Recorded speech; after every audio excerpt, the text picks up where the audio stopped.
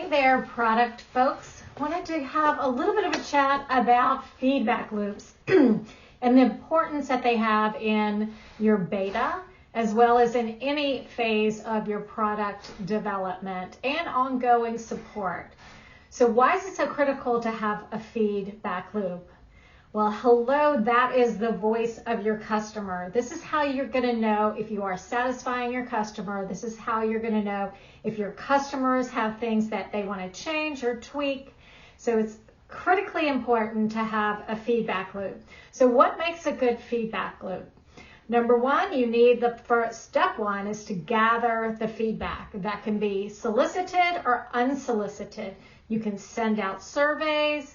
You can look at, do the Net Promoter Score question. For those of you who are not familiar with what the Net Promoter Score is, that is the question that you always get asked. How likely are you to recommend this product or services to your friends and family? And it's usually a 1 to 10 ratio. So anyway, what's the next step after you've gathered that data?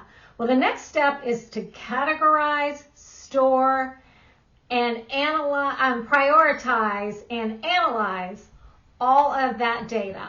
Look for common things. Look for the voice of that customer. You cannot react to every customer feedback. But what you can do is look at the consistency of that, analyze that data. What patterns do you see? What is your customer communicating to you? Step 3 is to decide and take action. And what does that look like? There's a lot of potentials. Maybe it's a bug fix. Maybe it's a new release. Maybe it is additional features.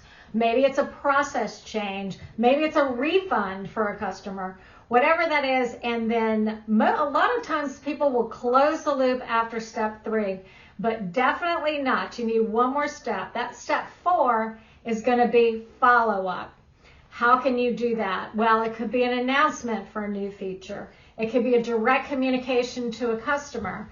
It could be any type of communication to let everybody know, release notes, additional newsletters, anything to follow up with that customer, with that community and say, hey, look what I've done here. And that's not it. If you've got a roadmap, if you have some additional features or review your documentation, make that update there. Give yourself credit for implementing this feedback.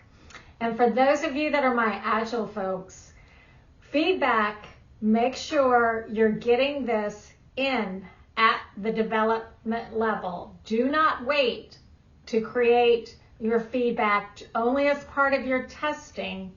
Get those customers with your developers and what other process that looks like, but make sure it's happening early on so that you are not building something your customers don't want and won't use. Anyway, thanks for this little quickie. Just wanted to get in here and look for me on the next quick short. Thanks. Bye.